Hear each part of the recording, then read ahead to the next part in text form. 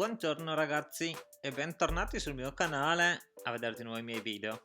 Oggi volevo cambiare le lampadine interne di un Audi A3 Sportback del 2008.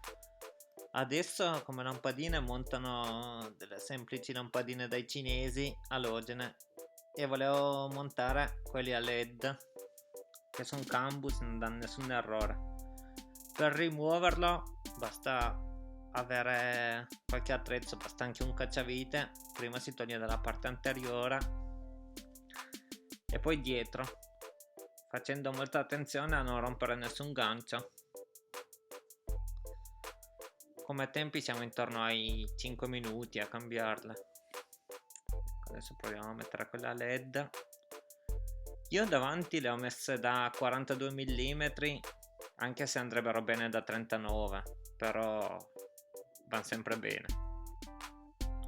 L'importante è non metterle da 36 perché sennò poi cadono.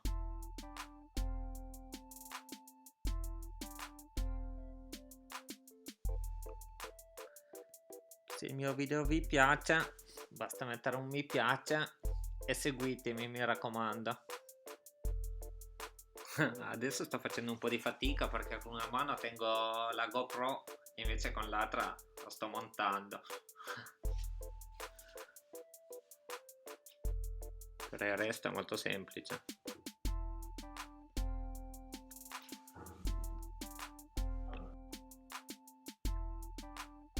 A posto.